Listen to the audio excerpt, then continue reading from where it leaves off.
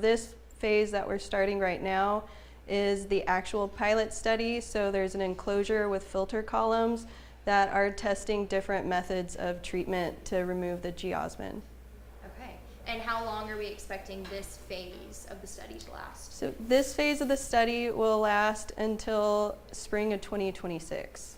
Okay. And what does the process actually look like of going in and testing? So right now we have filter medium columns set up, and each filter media column is representing a different scenario for treatment methods. There are 8 different filter media columns that we're testing. And can you name some of the differences between those columns? So some of the different treatment methods we're looking into is biological active filtration, intermediate ozone injection, and granular activated carbon. Okay, now say those in regular people terms. If you can. So we are looking at moving the chlorine injection point and also changing out filter media and adding an additional ozone injection point. And what is kind of the hope or the goal of this study? The goal of this study is to hone in on the most cost-effective and efficient method to remove the geosmin and improve the taste and odor. Tell me a little bit about what the geosmin actually does to water and why it gives it that taste and that odor. So geosmin is an organic compound that is produced by bacteria and algae in the lakes. And so it's completely harmless, and our water continues to meet all state and federal regulatory standards. It just it gives it that earthy smell and taste. And why is there geosmin in Lake Palestine? So the age of Lake Palestine contributes to the taste and odor compounds forming.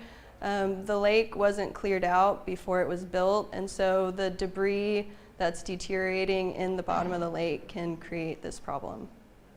And I think I read somewhere right now the filter system gets about 95% of the geosmin. Is the goal to get that to 100% or as close as possible to 100%?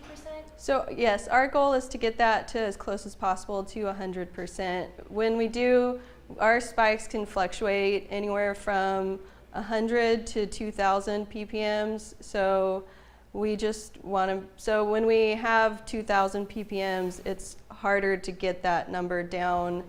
So we just want to get it to as close as the detectable taste and odor threshold, which is only 8 to 10. And that's particles per what? Particles per million. And what is the next phase of the study?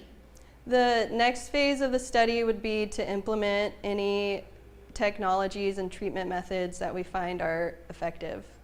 Okay. And what is the cost of the pilot study? The cost of the pilot study is $1.75 million. And this is technically phase? It is phase 2 of the pilot study. Okay. So people shouldn't expect to see any changes until when are we assuming that we'll have some methods to implement?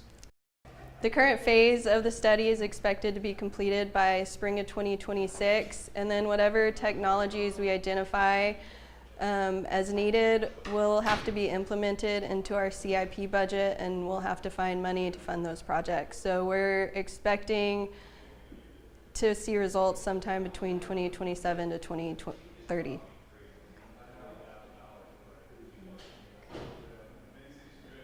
In terms of complaints or, you know, how often y'all are receiving calls about the taste and odor, you know, how common is that for people who are drinking water from Lake Palestine? It can be pretty common. Our recommendation is to change out your filters in your fridge or at restaurants to have them change out their filters as well. And what was kind of the impetus of this whole project? Like, was it because y'all were getting an influx of complaints on the taste and odor, or?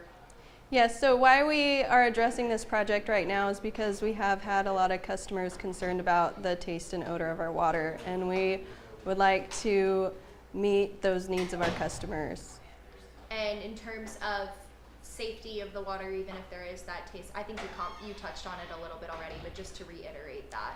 The quality of the water continues to meet and exceed all state and federal regulations.